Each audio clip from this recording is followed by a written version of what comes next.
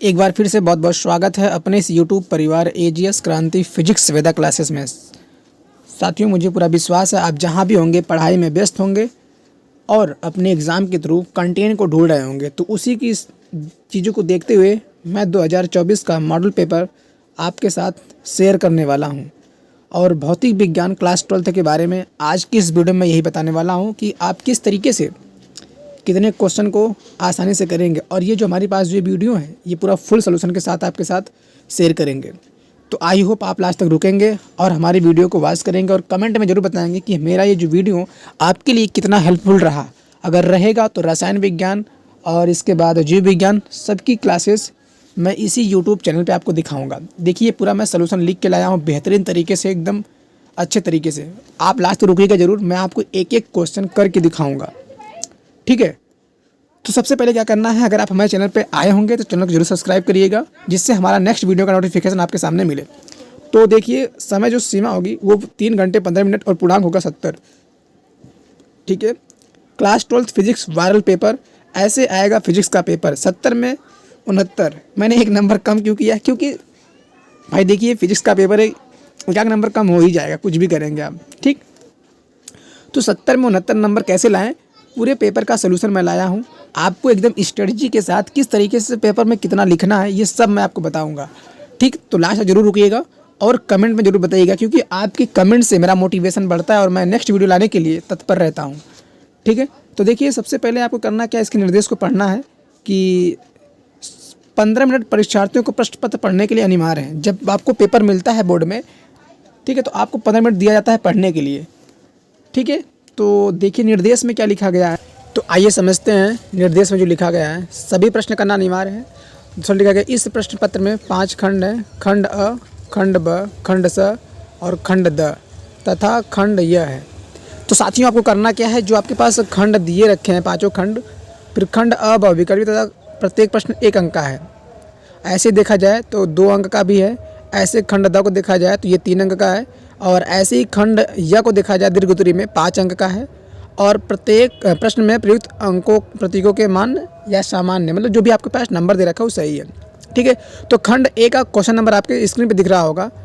तो विद्युत फ्लक्स का मात्रक है, ये पहला जो क्वेश्चन है बहुत ही इंपॉर्टेंट क्वेश्चन है, कई बार पूछा है और इस बार भी पूछने का चांस ज़्यादा है, ठीक है। तो आप क्या करेंगे, इसको समझेंगे। 6 गुणे 1, एक प्रश्न 1 नंबर का, तो 6 क्वेश्चन रहेगा तो 6 नंबर हो जाएगा। तो विद्युत फ्लक्स का मात्रक क्या होता है, विद्युत फ्लक्स का मात्रक आपको बताया गया था ऑफलाइन क्लास में। तो आप जानते हैं फाई इक्वल टू होता था ई डॉट डी ए, तो वहाँ से आप निकाल लेंगे ई का मात्रक क्या था और ए का मात्रक क्या था, उससे अपना निकाल लेंगे। तो क्या बनेगा आपके पास, जो आप जानते हैं फाई इक्वल टू कितना था, E D A cos theta. तो आप यहाँ पे लिख सकते हैं या फिर डायरेक्ट आप समझिए कि इसको करना क्या है। तो आपके पास जो पहला ऑप्शन है न्यूटन पर कूलाम है, दूसरा है वोल्ट पर मीटर, तीसरा है वोल्ट मीटर, चौथा है न्यूटन मीटर पर कूलाम।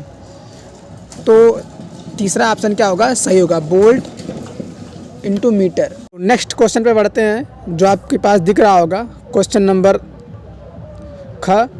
चुंबकीय क्षेत्र वेक्टर बी में वेग u वेक्टर से गतिमान आवेश के कण पर लगने वाला बल वेक्टर एफ होगा। तो आपको यहाँ पे बताना है वेक्टर एफ का मान क्या होगा। तो आपके पास देखिए 4 ऑप्शन है। पहला है q अपान vector u cross vector v, ठीक है। दूसरा आपके पास ये, तो जैसा कि आपको पता होना चाहिए कि f इज इक्वल टू था आपके पास q v b, जिसको हम लोग लॉरेंज फोर्स के नाम से जानते थे। इसके बाद क्या करना है समझिए ध्यान से, q अगर हम लोग v क्रॉस b कर देंगे तो क्या बन जाएगा, वेक्टर फॉर्म में बन जाएगा, ठीक है। तो f is equal to q v cross b, तो ऑप्शन नंबर सी क्या होगा, राइट होगा। चलते हैं तीसरे को देखते हैं, जो आपकी स्क्रीन पे दिख रहा होगा। यहाँ आप क्रॉस लगा सकते हैं, क्योंकि इसमें देखिए आपके पास सी वाला क्या होगा, सही होगा, क्योंकि इसमें और कोई मैच नहीं कर रहा है। ग देखेंगे, यदि वेक्टर ई तथा वेक्टर बी वैद्युत चुंबकीय तरंग के क्रमशः वैद्युत सदिश तथा चुंबकीय सदिश हो, तब वैद्युत चुंबकीय तरंग के संचरण की दिशा अनुदिश होती है। आपको यहाँ बताना है कि जो इसकी दिशा होगी किसके अनुदिश होगी। तो आपको पता होना चाहिए लंबवत होती है, तो vector E cross vector B क्या होगा, राइट आंसर होगा ऑप्शन नंबर 4। पढ़ते हैं अगले क्वेश्चन को, घ वाले को, कि 4 डायोप्टर और -2 डायोप्टर क्षमता के 2 लेंस संपर्क में रखे हैं। एक 4 डायोप्टर का है और एक 2 डायोप्टर का लेंस की क्षमता में को संपर्क में रखा गया। तो संयुक्त लेंस की फोकस दूरी क्या होगी? आपको बताया गया था P = होता था f1 + f2, दोनों को ऐड कर लेंगे। तो समझिए पहले ध्यान से जो दे रखा है कि जो अपने पास 4 और -2 जो डायोप्टर है मतलब वो P की वैल्यू है। P1 का मान है कितना और P2 का मान? P1 का मान अपने पास है 4 डायोप्टर और P2 का मान कितना है? -2 डायोप्टर। अब दोनों को क्या करेंगे? लेंस क्षमता के दोनों लेंसों में संपर्क में, मतलब दो जो लेंसों की जो क्षमताएं हैं वो संपर्क में है, एक साथ है, मतलब जुड़ी हुई हैं, कांटेक्ट में है। तो आपको याद रखना है P = जो फार्मूला था P1 + P2 होता है। ठीक है, P1 का मान रख देंगे और P2 का मान रख देंगे, जो आपके पास बचेगा वही क्या हो जाएगा? रिजल्ट हो जाएगा। तो P1 का मान आप क्या करेंगे? 4 रखेंगे, 4 - 2 कर देंगे, क्योंकि प्लस कर रहे हैं, बीच में क्या है? माइनस। तो प्लस माइनस क्या होता है? माइनस। 4 - 2 क्या हो जाएगा? 2 हो जाएगा। 4 - 2 दैट इज़ 2 डायोप्टर। ठीक है, ये क्या हो जाएगा? 2 डायोप्टर। अब ऑप्शन में तो 2 डायोप्टर दिया नहीं है, तो हम लोग क्या करेंगे? इसको बनाएंगे सेंटीमीटर में। तो आपको पता होना चाहिए जब भी हम लोग क्या करते हैं, क्षमता निकालते हैं लेंस की, तो या तो मीटर में होगी या तो सेंटीमीटर में होगी। तो आपको याद रखना है जब आपके पास दी गई क्षमता किस में हो? सेंटीमीटर में हो, तो 100 क्या करते हैं? फोकस दूरी f डायोप्टर में लिखते हैं। तो हो जाएगा आपके पास f/2, मतलब f का मान क्या हो जाएगा आपके पास? चेंज कर देंगे, f को यहाँ भेज देंगे, p को यहाँ लेते चले आएंगे। तो पहले क्या करेंगे? f = हो जाएगा 100, चेंज कर दीजिए दोनों की वैल्यू को, हो जाएगा 100/p।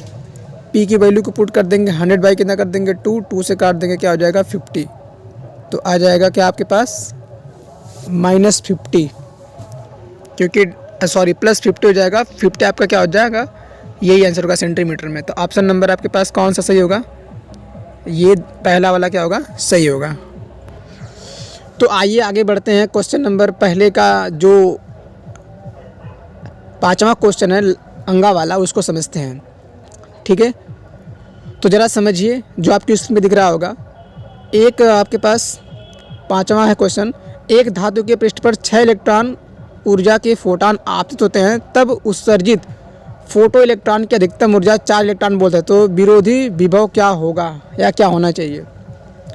तो आपके पास जो विरोधी विभव होगा वो 2, 4, 6, 10 में से पहला ऑप्शन क्या होगा? सही होगा, क्योंकि विरोधी विभव में जो आपके पास पहला ऑप्शन होगा ये 4 इलेक्ट्रॉन वोल्ट, यही क्या होगा? सही होगा। आपको इसका सलूशन चाहिए तो सलूशन भी दे सकते हैं। तो यहाँ छोटा छोटा क्वेश्चन तो आप डायरेक्टली क्या करेंगे? उसको टिक मार देंगे। आगे बढ़ते हैं। P टाइप का अर्धचालक बनाने के लिए शुद्ध जर्मेनियम में मिलाया जाने वाला अपद्रव्य है। तो आपके पास याद रखना है जो फास्फोरस होता है P टाइप से है। P का मतलब पेंटावैलेंट होना चाहिए। तो एल्युमिनियम, फास्फोरस, एंटीमनी, आर्सेनिक। तो एल्युमिनियम में क्या करेंगे? एल्युमिनियम आप क्या कर लेंगे? लगा देंगे, आपका टिक हो जाएगा। चलिए नेक्स्ट क्वेश्चन की तरफ बढ़ते हैं, जो आपके स्क्रीन पे दिख रहा होगा। विशिष्ट चालकता के लिए सूत्र एवं मात्रक लिखना है। फिर दूसरा आपके पास दो सीधी समांतर अनंत लंबाई धारावाहिक चालकों के प्रति एकांक लंबाई पर लगने वाला बल का व्यंजक प्राप्त करना है। इसी प्रकार से मेरे पास क्वेश्चन है।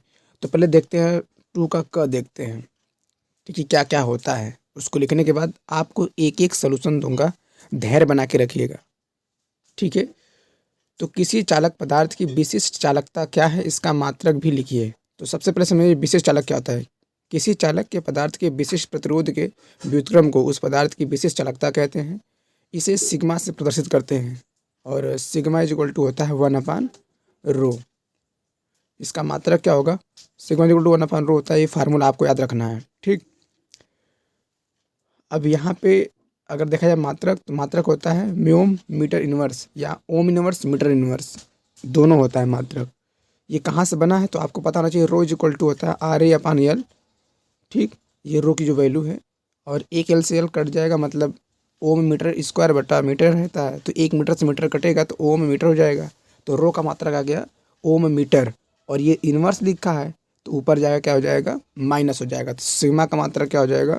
ओम inverse meter inverse. I hope आप समझे होंगे कि जो आप सिग्मा का मात्रक होता है, ओम इनवर्स मीटर इनवर्स होता है। क्वेश्चन नंबर 2 देखा जाए तो दो सीधी समांतर, 2 का ख कह रहे हैं, दो सीधी समांतर अनंत लंबाई के धारावाही चालकों के प्रति एकांक लंबाई पर लगने वाले बल का व्यंजक लिखिए। मतलब सिर्फ आपको बताना है फार्मूला क्या है। ठीक, व्यंजक का मतलब उत्पत्ति बोला होता है तो आपको पूरा करना है डिटेल। ठीक, तो इसके लिए हमने क्या लिख के रख दिया है, सिर्फ क्या होता है F upon L is equal to mu not upon 2 pi I1 I2 upon R, newton per meter होता है। मैं आपको ऑफलाइन क्लास में बताया था जब I1 और I2 दोनों समांतर होंगी तो क्या होगा, और जब दोनों विपरीत होंगी तो क्या होगा। तो आपको याद रखना है, जब समांतर होंगी तो I1 I2 का मान डायरेक्ट लिखते हैं, जो कि यहाँ लिखा गया वही आपसे पूछा गया है। ठीक, I1 I2 क्या होंगी, धाराएं होंगी, आर क्या होगा, त्रिज्या होगा, म्यू नॉट क्या होगा, एक नियतांक है। क्वेश्चन नंबर 2 का ग देखते हैं। तो 2 का ग देखिए, समझिए ध्यान से, ये भी एक नंबर का है। 10 ओम प्रतिरोध तथा 10 हेनरी प्रेरिकत्व की एक कुंडली को 50 वोल्ट बैटरी से जोड़ी गई है। कुंडली में संचित ऊर्जा का मान बताइए। मतलब उसके अंदर, कुंडली के अंदर कितनी ऊर्जा संचित है आपको इसको बताना है। तो सबसे पहले देखिए क्या क्या दे रखा है उसको लिख दीजिए। तो आर का मान अपने पास है 10 ओम, क्योंकि आपको पता होना चाहिए आर को क्या कहते हैं, प्रतिरोध। एल को बोलते हैं हेनरी, जिसको बोलते हैं, जिसका मान दे रखा है 10 हेनरी प्रेरिकत्व। ठीक है, लिख सकते हैं, नहीं भी लिख सकते हैं। कुंडली में बैटरी जो लगी है कितने वोल्ट की है, 10 वोल्ट की है। तो यहाँ ई का मान क्या हो जाएगा, 10। जैसे प्रेरकत्व की बात आ जाएगी आप वहाँ पे ई समझेंगे, अगर विभव होता तो वी समझते। ठीक, यू आपको निकालना है, मतलब इसके अंदर ऊर्जा कितनी है। तो आपको पता होना चाहिए I is equal to, formula होता है आर एल और ई के बीच का रिलेशन। सबसे पहले आप ई बाई आर निकाल लेंगे, क्योंकि भी is equal to I R होता है। जब अपने पास प्रेरकत्व होगा तो भी को आई में कन्वर्ट कर देते हैं। ठीक, तो यहाँ से आई का मान क्या आ जाएगा, ई का मान आपके पास है 50 वोल्ट और आर का मान है 10। 10 से काट देंगे, 10 बचे 50, मतलब आई का मान क्या हो जाएगा, 5 एम्पियर। ठीक, 5 एम्पियर धारा इसमें क्या हो रही है, प्रवाहित हो रही है। जैसे ही आपके पास आई निकल जाएगा, अब हम लोग क्या करेंगे, हमको निकालना है ऊर्जा। तो हम लोग जानते हैं U is equal to, formula U is equal to होता है 1/2 एल आई का स्क्वायर। ठीक है, ये बहुत ही इंपॉर्टेंट फार्मूला है, वेरी वेरी इंपॉर्टेंट। तो 1/2 को ऐसे कंटिन्यू करेंगे। एल का मान अपने पास 10 है, आई का मान 5 है, तो लिख देंगे U is equal to 1/2 into L का मान 10 गुड़े आई का मान 2 बार लिखेंगे, 5 गुड़े 5, क्योंकि आई का स्क्वायर है। तो इसको जब पाँचें काटेंगे 2 से, 2 पंचे 10, 5 हो जाएगा। 5 को 3 बार गुणा करेंगे 125 हो जाएगा। तो लिख देते हैं एक बार हम, तो 5 गुड़े 5 25 हो जाएगा। 25 गुड़े 5 करेंगे कितना आ जाएगा, 125। तो यू का मान आ जाएगा 125। और आपको पता होना चाहिए इसका मात्रा क्या होगा, जूल होगा, क्योंकि ऊर्जा है, ऊर्जा का मात्रा क्या होता है, जूल होता है।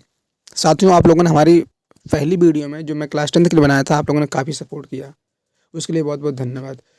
देखिए, इसका हमको समझना क्या है, क्रांतिक कोण क्या होता है। सघन माध्यम में बना वह आपतन कोण जिसके लिए विरल माध्यम में बना अपवर्तन कोण 90 हो, क्रांतिक कोण कहलाता है। ठीक है, इसे सी से प्रदर्शित करते हैं। आप इसको जरूर नोट डाउन कर लेंगे, कहीं से भी कैसे भी करके इसको लिखेंगे, वीडियो को रोक के लिखेंगे। ठीक, इसके बाद आपसे पूछा क्या है, हाइड्रोजन के प्रथम कक्ष की त्रिज्या 0.53 एंगस्ट्रॉम है, तृतीय बोर कक्ष की त्रिज्या ज्ञात करनी है। मतलब हाइड्रोजन के प्रथम कक्ष की जो त्रिज्या है 0.53 एंगस्ट्रॉम है, तृतीय बोर कक्ष की ज्ञात करनी है, मतलब इसकी त्रिज्या क्या होगी। तो जरा समझिए फार्मूला क्या होगा। पहले आप हाइड्रोजन कक्ष की त्रिज्या लिख दीजिए। देखिए, हाइड्रोजन, इसका मतलब वो किस कक्षा में होगा, पहले कक्षा में होगा, तो मतलब N1 का मान 1 हो जाएगा। N1 के लिए आपको एक फार्मूला बताए थे हम ऑफलाइन क्लास में, पहले जो दिया है उसको लिख दिया हमने कि हाइड्रोजन का मतलब प्रथम कक्षा में होगा, आर का मान 0.53 एंगस्ट्रॉम दिया है। तो ठीक है, तो जैसे लिखने के बाद हम लोग क्या करेंगे, अब चलेंगे तृतीय बोर कक्षा की त्रिज्या ज्ञात करनी है, मतलब यार का मान कितना, 3 करना है आपको दिए गए क्वेश्चन में। तो आर इज इक्वल टू के एन स्क्वायर होता है। ठीक है, आपको याद रखना है जब एन की वैल्यू 1 होगी तो प्रथम कक्षा होगा। देखिए एन की वैल्यू हम लोग क्या रखेंगे, 1 रखेंगे, तो 1 का स्क्वायर कर देना है। ठीक है, तो आर का मान क्या आ जाएगा, आर इज इक्वल टू हो जाएगा के इंटू 1 का स्क्वायर 1 ही रहेगा, तो लिखें चाहे ना लिखें, तो आर का मान क्या हो जाएगा, के बराबर हो जाएगा। राइट, अब देखिए क्वेश्चन में क्या बोला, तृतीय बोर कक्षा की त्रिज्या बतानी है, तो एन का मान कितना करेंगे, 3 करेंगे। ठीक, 3 के लिए, ठीक है, तो हो जाएगा R3 इज इक्वल टू हो जाएगा 0.53 एंगस्ट्राम। ठीक है, तो आर की वैल्यू के बराबर है। ठीक है, तो लिख देंगे के एन स्क्वायर।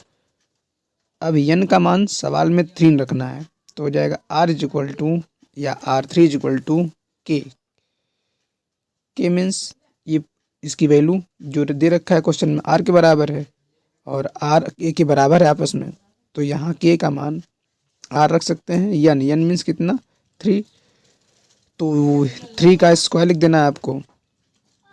ओवरऑल क्या बन जाएगा आपके पास, R3 इज इक्वल टू हो जाएगा 3 का स्क्वायर 9 हो जाएगा। ठीक है, और आप यहाँ से वैल्यू रख सकते हैं 0.53 इसकी वैल्यू और आर क्यूब की वैल्यू कितनी हो जाएगी, 9। तो 9 से इसका क्या कर लेंगे आपस में मल्टीप्लाई, तो R3 का मान क्या आ जाएगा, 9 का मल्टीप्लाई करेंगे तो 4.77 एंगस्ट्राम हो जाएगा। यही आपके पास क्या हो जाएगा, राइट आंसर होगा। ठीक है, चलिए नेक्स्ट क्वेश्चन की तरफ बढ़ते हैं। अगला क्वेश्चन आपके स्क्रीन पर दिख रहा होगा, क्वेश्चन नंबर 6, इलेक्ट्रॉन सूक्ष्मदर्शी में तुरंत के विभव का मान ज्ञात कीजिए जबकि इलेक्ट्रॉन का तरंग दैर्ध्य 1 एंगस्ट्राम हो। त्वरक के विभव का मान बताना है, तो आपके पास इलेक्ट्रॉन सूक्ष्मदर्शी है, तो लेमडा इज इक्वल टू आपको याद रखना है, लेमडा क्या एंगस्ट्राम होता है। ठीक है, 22.27 रूट में वी होता है। ये फार्मूला है, आपको सीधे डायरेक्टली याद कर लेना है, जिसमें लेमडा का मान दे रखा है, आप इसको निकाल सकते हैं वी का मान, तो रूट वी इक्वल टू हो जाएगा 12.27 बाई कितना, लेमडा का मान कितना है, 1 एंगस्ट्राम। तो देखिए वी जब इधर जाएगा तो क्या लग जाएगा, रूट लग जाएगा। रूट क्या का मतलब, दोनों तरफ स्क्वायर कर दीजिए, ऑटोमेटिक रूट हट जाएगा। ठीक, हमने कर दिया स्क्वायर। अब 12.27 का 2 बार लिखना है और लेमडा का मान 1 एंगस्ट्राम दे रखा है सवाल में, तो 1 एंगस्ट्राम की वैल्यू हम लोग क्या करेंगे, पुट करेंगे, देन उसको सॉल्व करेंगे, वही आपका आंसर हो जाएगा। ठीक, चलिए देखते हैं। 6 ओम के मोटे तार को खींचकर इसकी लंबाई को दुगनी कर दी जाती है, तो तार के नए प्रतिरोध की गणना के लिए, मतलब आपके पास एक 6 ओम का कोई मोटा तार था, उसको हमने क्या किया, खींच दिया, तो आर की वैल्यू कितनी है, 6 ओम है। उसको जब खींच कर दुगना कर रहे हैं तो उसकी लंबाई क्या हो जा रही है, बढ़ जा रही है। जब खींचेंगे तार को भाई जाहिर सी बात है लंबाई बढ़ेगी ही, तो कह रहे हैं कि दुगना का मतलब एन का मान कितना हो गया, 2। तो आर डैश का मान निकालना है, तो आप जानते हैं आर डैश का मान सीधा आप क्या कर लिख देंगे, आर और जो होगा एन का क्या कर देंगे, स्क्वायर। ये सीधे आपके पास फार्मूला बन गया। ठीक है, यही आपको याद रखना है, जब किसी चीज़ को अगर आप खींचते हैं तो डायरेक्टली इसी को याद रखना है। तो R dash is equal to हो जाएगा, आर का मान कितना है 6, तो लिख देंगे 6 गुड़े एन का मान कितना है 2 का स्क्वायर कर देना है, तो बन जाएगा 6 गुड़े 4 मतलब 24। उस खींचे हुए तार का जो प्रतिरोध होगा वो क्या हो जाएगा, 24 ओम हो जाएगा। ठीक है, यही आपके पास क्या हो जाएगा, आंसर हो जाएगा। अगर हमारी वीडियो आपको अच्छी लग रही हो तो जरूर कमेंट में बताइए, जिससे मैं नेक्स्ट वीडियो लेके आऊँ, क्योंकि आपको आर का मान दे रखा था, एन का मान 2 दे रखा था, खींच के दुगना कर रहे हैं, अगर तिगुना करेंगे 3 रख देंगे। ठीक, चलिए नेक्स्ट क्वेश्चन पर बढ़ते हैं। किसी प्रिज्म से अल्पतम विचलन कोण डेल का मान 30 दे रखा है। प्रिज्म के प्रथम अपवर्तक पृष्ठ पर अपवर्तन कोण का मान 30 डिग्री है, तो प्रिज्म के पदार्थ का अपवर्तनांक ज्ञात करना है, मतलब एन का मान बताना है। ठीक है, आपको एक छोटा सा फार्मूला याद रखना है, कि क्या याद रखना है, फार्मूला क्या होता है। देखिए फार्मूला आपके पास होता है कि N is equal to sine del M plus A by 2 होता है, प्लस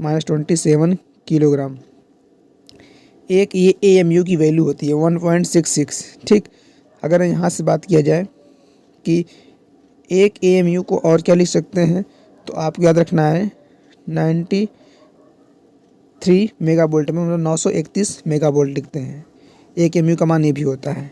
ठीक है, तो वीडियो को जरूर शेयर करिएगा और चैनल को जरूर सब्सक्राइब करिएगा, क्योंकि मैं आपको लास्ट तक, जब तक आपका पेपर नहीं होगा तब तक मैं आपके साथ कुछ ना कुछ शेयर करता रहूँगा और पेपर से रिलेटेड। चलिए क्वेश्चन नंबर घ देखते हैं। संलग्न चित्र में प्रदर्शित अमीटर A1 और A2 से मापी गई वैद्युत धाराएं क्या हैं यदि उनके प्रतिरोध नगण्य PN संधि डायोड आदर्श हो। मतलब अगर आपको यहाँ क्या करना है, A1 A2 का मान बताना है। फिर देखेंगे विभव से आप क्या समझते हैं, विभव प्रवणता से आप क्या समझते हैं, इसकी तीव्रता बतानी है। फिर अपवाह वेग की परिभाषा बतानी है, 3 नंबर का क्वेश्चन है। और अपवाह वेग एवं विद्युत धारा में संबंध स्थापित करना है, ये किस तरीके से होगा बताएंगे। एक प्रोटॉन और न्यूट्रॉन के लिए अल्फा कण पर समान विभवांतर से त्वरित होकर एक समान चुंबकीय क्षेत्र के लंबवत प्रवेश करता है, तो इसको भी आपको बताएंगे। सबसे पहले समझते हैं अपवाह वेग क्या होता है। ड्रिफ्ट वेलोसिटी जिसको बोलते हैं, जब किसी चालक तार में धारा प्रवाहित की जाती है तो चालक में उपस्थित इलेक्ट्रॉन एक निश्चित वेग से गति करने लगते हैं। इलेक्ट्रॉनों की इस नियत सूक्ष्म वेग को अपवाह वेग कहते हैं। जो इलेक्ट्रॉन ऐसे मूव करता है उसे बोलते हैं। अब देखिए आपके पास एक चालक है, इसके अंदर क्या होंगे, इलेक्ट्रॉन होंगे। जैसे आप धारा प्रवाहित करेंगे इलेक्ट्रॉन क्या हो जाएंगे, त्वरित हो जाएंगे, जिसको VD बोलते हैं, ड्रिफ्ट वेलोसिटी। और I इक्वल होता है NEAVD होता है, ये फार्मूला है। जहाँ पे I क्या होगा, धारा होगा, N क्या होगा, इलेक्ट्रॉनों की संख्या होगी, E क्या होगा, इलेक्ट्रॉन प्रवेश, तार के अनुप्रस्थ परिच्छेद का क्षेत्रफल होगा, VD क्या होगा, अपवाह वेग या अनुगमन वेग जिसको बोलते हैं। तो आपको याद रखना है I इक्वल टू कितना होता है, NEAVD। ठीक है, इसके बाद आपके पास हमने कुछ और क्वेश्चन लिए हैं जो छोटे छोटे क्वेश्चन हैं। एक प्रोटॉन, एक न्यूट्रॉन तथा एक अल्फा कण पर समान विभवांतर से त्वरित होकर एक समान चुंबकीय क्षेत्र के लंबवत प्रवेश करता है, तो इनकी ऊर्जाएं बतानी है। प्रोटॉन के मार्ग में द्रव्यमान की जो ऊर्जाएं होंगी वो आपकी बतानी है। ठीक है, तो इसके लिए ये भी 3 नंबर का क्वेश्चन है और वेरी वेरी इंपॉर्टेंट है। अगर देखा जाए 6 क्वेश्चन है तो 36 का 18 नंबर यहाँ हो जाएगा। फैराडे के विद्युत चुंबकीय नियम, इसके बाद किसी पर्दे को बिंब से 90 सेमी की दूरी पर रखा जाए, ये भी तो क्वेश्चन है। ये सब क्वेश्चन जो है बहुत ही इंपॉर्टेंट क्वेश्चन है। तो इस वीडियो में आपको कुछ ही क्वेश्चन लेके आया हूँ, और जो 3-3 नंबर वाले क्वेश्चन है मैं नेक्स्ट वीडियो आपके सामने जल्दी ही लाऊंगा, वहाँ पे आपको क्या करूँगा बताऊँगा। ठीक है, तो ये देख रहे हैं जो आप क्वेश्चन देख रहे हैं, इसमें आपको क्या करना है, फोकस दूरी ज्ञात करनी है। इसके बाद फोकस दूरी के बाद ये भी 3 नंबर का है। अगर चुंबकत्व के परमाणु मॉडल की व्याख्या करें तो ये भी 3 नंबर का क्वेश्चन है। ठीक है, तो यहाँ पे 18 नंबर तो ऐसे ही बन जाएगा आपका, अगर आप इसको पढ़ के जाते हैं तो। अगर आपकी उसकी वीडियो चाहिए तो कमेंट में जरूर बताएं। क्लास 12 के बच्चे जो भी हैं चुंबकत्व के परमाणु मॉडल की व्याख्या करते हैं। तो प्रत्येक पदार्थ असंख्य परमाणु से मिलकर बना है। प्रत्येक परमाणु के केंद्र पर एक धनावेशित नाभिक होता है, जिसके चारों ओर, ये आपके पास नाभिक हो गया, इसके चारों क्या करते हैं, कक्षीय परिक्रमण करते हैं। मतलब इसके अंदर इलेक्ट्रॉन क्या करते हैं, घूमते रहते हैं। जिसके चारों ओर विभिन्न कक्षाओं में जो इलेक्ट्रॉन होते हैं वो घूमते रहते हैं। ये इलेक्ट्रॉन कक्षीय परिक्रमण में अतिरिक्त, मतलब इनके पास जो ऊर्जाएं होती है नाभिक के अंदर, ये नाभिक से कक्षीय परिक्रमण करते हैं। मतलब उनकी दूरी से क्या होते हैं, नाभिक के पास जो चक्रण करते हैं इलेक्ट्रॉन, वो क्या करते हैं, घूमते रहते हैं। उसी को बोला गया है चक्रण कहते हैं इसे। ठीक है, चूँकि प्रत्येक इलेक्ट्रॉन आवेशित होता है, अतः कक्षीय अथवा चक्रण गति करता हुआ इलेक्ट्रॉन एक धारावाही लूप या चुंबकीय द्विध्रुव की भांति व्यवहार करता है। इसी कारण परमाणु में चुंबकीय आघूर्ण उत्पन्न हो जाता है। परमाणु में चुंबकीय आघूर्ण का अधिकांश भाग 90% इलेक्ट्रॉन के चक्रण के कारण होता है। कक्षीय परिक्रमण के कारण आघूर्ण बहुत कम होता है। मतलब इसके अंदर आप क्या करेंगे, वीडियो को पॉज करके आराम से लिख लेंगे, मैं लिख के दिया हूँ। ठीक है, ये चक्कर होता है, आपके पास इलेक्ट्रॉन होगा, ये नाभिक है, इसके चारों तरफ क्या करते हैं, इलेक्ट्रॉन चक्कर लगाते रहते हैं। ठीक है, तो आई होप आप समझे होंगे कि जो अपने पास नाभिक है, नाभिक के चारों क्या करते हैं, इलेक्ट्रॉन अपनी अपनी कक्षाओं में चक्कर लगाते हैं, इसे हम चक्रण बोलते हैं। और इस चक्रण में जो कक्षाएं होंगी उसको क्या बोलते हैं, कक्षीय परिक्रमण बोलते हैं। और हमेशा इलेक्ट्रॉन क्या करता है, खुद घूमता है और आगे भी बढ़ता है, जिसको बोलते हैं घूर्णन गति से, घूर्णन गति, रोटेशनल मोशन बोलते हैं जिसको। इलेक्ट्रॉन क्या करेगा, नाभिक के चारों ओर घूमता रहता है, और नाभिक के अंदर प्रोटॉन और क्या होते हैं, न्यूट्रॉन होते हैं। चलिए आगे देखते हैं। इसी के बाद अगर देखा जाए तो कुछ और हमने ऐसे ही क्वेश्चन लिए, जैसे LCR परिपथ के लिए LCR को श्रेणी क्रम में रखना है, ये भी कई बार आता है। इसकी अनुनादी संरचनाएं आती हैं, किस तरीके से इसका अनुनाद क्या होगा। इसमें कुछ न्यूमेरिकल देखिए बना के दे रखा है कि आप इसको पढ़ेंगे तो ये समझ में आएगा। और प्रतिबाधा क्या होती है आपके वाइवा में भी पूछा जाता है, और यहाँ भी 3 नंबर का क्वेश्चन है। फिर उसके बाद आपका फिक्स क्वेश्चन है कि ट्रांसफार्मर क्या होता है, ऊंचाई और अपचाई। ध्यान रखना है आपको, जब भी अथवा क्वेश्चन आएगा तो दोनों में से कोई एक करना है आपको, ठीक है, ये नहीं कि दोनों कर दिया जाए। अब वो अगर देखा जाए, एक कुंडली के बारे में बताया जा रहा है कि एक ट्रांसफार्मर 2 टाइप का था। अब मैक्सवेल की विद्युत चुंबकीय तरंग की व्याख्या करना, ये भी 3 नंबर का है। तरंगों के संपोषी और विनाशी व्यतिकरण के लिए आवश्यक शर्तें बताने, ये भी 3 नंबर का है। और प्रकाश विद्युत प्रभाव के नियम भी बताने हैं, ये भी कितने नंबर का है, 3 नंबर का है। तो इसी में से देखिए ध्यान से हम एक उठाएं टॉपिक जिसका नाम है प्रकाश विद्युत प्रभाव के नियम। तो प्रकाश विद्युत प्रभाव के नियम क्या होते हैं, ज़रा समझिए इसको। हम लिख के लाए हैं पहले से ही, जिससे क्या हो मुझे बताने में आपको आसानी हो। ये मान लीजिए आपके पास एक चालक है जिसके अंदर क्या होंगे, बहुत सारे इलेक्ट्रॉन होंगे। जब इस चालक पर कोई एनर्जी हम लोग h एनर्जी देते हैं तो इलेक्ट्रॉन क्या करता है, बाहर निकलने का प्रयास करता है। इलेक्ट्रॉन का बाहर निकलना क्या कहलाता है, प्रकाश विद्युत प्रभाव कहलाता है। क्योंकि ये क्यों ऐसा हो रहा है, क्योंकि जब हम इसको एनर्जी दे रहे हैं बाहर से तभी ऐसा हो रहा है। अगर आप एनर्जी नहीं देते तो ऐसा होता नहीं। तो यह एक प्रभाव है, एनर्जी दिए तभी ऐसा हो रहा है, ठीक है। तो समझते हैं इसको। वैज्ञानिक लेनार्ड तथा मिल्टन के ने प्रकाश विद्युत प्रभाव के संबंध में किए गए प्रयोगों से प्राप्त प्रेक्षणों के आधार पर कुछ नियम दिए, ठीक है, जिससे हम लोग क्या बोलते हैं, ये प्रकाश विद्युत प्रभाव के नियम क्या हैं। किसी धातु की सतह से प्रकाश इलेक्ट्रॉन उत्सर्जन की दर धातु की सतह पर गिरने वाले प्रकाश की तीव्रता के अनुक्रमानुपाती होगा। मतलब जितना अधिक एनर्जी आप देंगे उतना ही इससे क्या होगा, इलेक्ट्रॉन बाहर निकलेगा। दूसरा इसने बताया कि उत्सर्जित प्रकाश इलेक्ट्रॉनों की अधिकतम गतिज ऊर्जा प्रकाश की तीव्रता पर निर्भर नहीं करती है। तीसरा बताया गया प्रकाश इलेक्ट्रॉन की अधिकतम गतिज ऊर्जा प्रकाश की आवृत्ति के बढ़ने पर बढ़ती है। आई होप आप समझे होंगे तीनों चीज़ें को। आप क्या करेंगे, वीडियो को पॉज करके लिख लेंगे रोक के, ठीक है। चौथा इसमें बताता है कि यदि आप आपतित प्रकाश की आवृत्ति पर न्यूनतम मान लेते हैं, मतलब कम लेते हैं इसकी एनर्जी, तो इलेक्ट्रॉन कम निकलेगा। अगर इलेक्ट्रॉन ज़्यादा लेंगे तो एनर्जी ज़्यादा लगेगी। तो वही इसमें लिखा गया, जिसको हम लोग क्या बोलते हैं, देहली आवृत्ति। और ये भिन्न भिन्न प्रकार की होती है। प्रकाश की धातु की सतह पर गिरने वाले इलेक्ट्रॉन उस इलेक्ट्रॉन का क्या होते हैं, उत्सर्जित होने लगते हैं। इलेक्ट्रॉन की सतह से बाहर निकलने के बीच कोई समय पश्चात नहीं होता, चाहे प्रकाश की तीव्रता कितनी भी हो। मतलब वो अगर आप इस पे इलेक्ट्रॉन को निकालना चाहते हैं तो जो इसकी एनर्जी होगी वो डिपेंड करेगी आप बाहर से कितना एनर्जी दे रहे हैं इलेक्ट्रॉन को, ठीक है।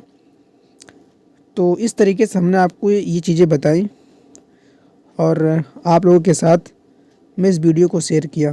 अब अगर 5 नंबर का क्वेश्चन देखा जाए तो वैद्युत स्थिति का गॉस का नियम लिखना है। इसकी सहायता से आपको अनंत चालक तार की निकट वैद्युत क्षेत्र की तीव्रता का व्यंजक बताना है, 5 नंबर का है। इसके बाद आपके पास है किसी समांतर प्लेट संधारित्र की धारिता का व्यंजक प्राप्त करना है, ये भी 5 ही नंबर का है। दोनों में से कोई एक ही क्वेश्चन करेंगे, दोनों को नहीं करेंगे। इसके बाद आपके पास दिख रहा होगा संयुक्त सूक्ष्मदर्शी का नामांकित चित्र बनाना है, ठीक है। ये नहीं कि आप दोनों में से दोनों को क्वेश्चन को कर लें, दोनों में से कोई एक क्वेश्चन करेंगे जिससे आपको एक ही पे नंबर मिलने वाला है, ठीक है। इसके बाद समांतर प्लेट के लिए ये भी तो बताया हमने आपको। फिर 7वां जो क्वेश्चन आपको दिख रहा होगा, संयुक्त सूक्ष्मदर्शी का नामांकित चित्र बनाना है और चित्र बना के आपको इसको डिफाइन करना है और इसकी आवर्धन क्षमता बतानी है और न्यूनतम दूरी कि स्पष्ट दृश्य की न्यूनतम दूरी कितनी होती है, ठीक है साथियों।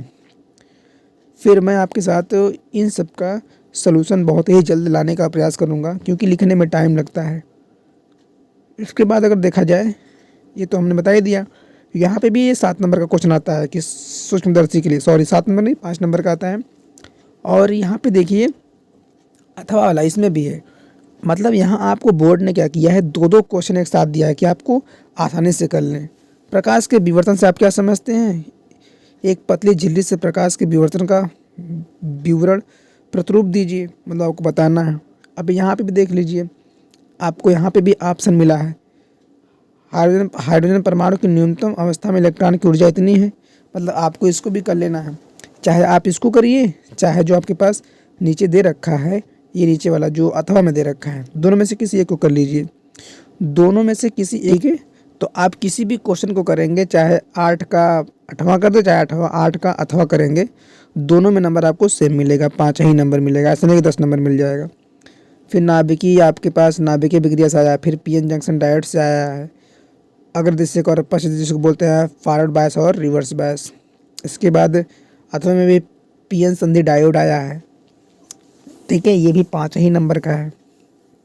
तो इस तरीके से आपने क्या देखा कि ढेर सारे आपके पास जो क्वेश्चन हैं वो हमने क्या किया, आपको करवाया, और कुछ जो ऐसे क्वेश्चन हैं जो हमने आपको नहीं करवाया वो मैं आपके साथ एक नई वीडियो बना के लाऊंगा, जिसमें 3 नंबर और 5 नंबर के आपके साथ क्वेश्चन को शेयर करूंगा। जो 5 नंबर वाला क्वेश्चन है और 3 नंबर वाला, दोनों नंबर के क्वेश्चन हम लोग क्या करेंगे, आपके साथ शेयर करेंगे।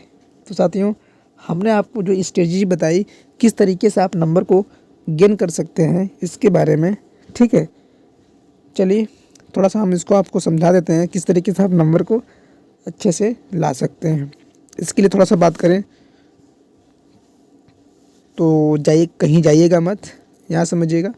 हमने आपको सबसे पहले 1 नंबर का बताया कि 1 नंबर के कितने क्वेश्चन आते हैं, फिर 1 नंबर की, फिर 2 नंबर की, फिर 3 नंबर की, 5 नंबर के। इस तरीके से पहले एक अगर देखा जाए तो पहले में 6 नंबर, फिर यहाँ भी कितना आएगा, यहाँ भी आएगा 6 नंबर, फिर यहाँ अगर देखा जाए 2-2 नंबर के क्वेश्चन हैं तो यहाँ से भी आपको नंबर मिल जाएगा। फिर दीर्घ उत्तरी में नंबर हैं, 8 नंबर यहाँ से मिल जाएगा, 3-3 नंबर के ये भी हैं। तो अगर देखा जाए तो 3-6 18 नंबर यहाँ से हो जाएगा, 18 नंबर यहाँ से हो जाएगा। और अगर पूरा टोटल को देख लिया जाए तो आपके पास 18 ये हो गया, और ये मिला के हो जाएंगे आपके पास दीर्घ उत्तरी में अगर 5 नंबर देखा जाए तो 5 चौक 20 हो जाएगा 70 नंबर का। आप इसको ऐड करिए, 70 नंबर पूरा आएगा। तो साथियों, क्लास 12 फिजिक्स वायरल पेपर ऐसे आएगा फिजिक्स का पेपर। तो कैसा लगा आज का वीडियो कमेंट में बताना ना भूलें, क्योंकि आपके एक कमेंट से मेरा मोटिवेशन बढ़ता है और मैं एक नया वीडियो लाने के लिए तत्पर होता हूँ। तो साथियों, मिलते हैं नेक्स्ट वीडियो में इसी फिजिक्स के टॉपिक के साथ। तब तक के लिए जय हिंद।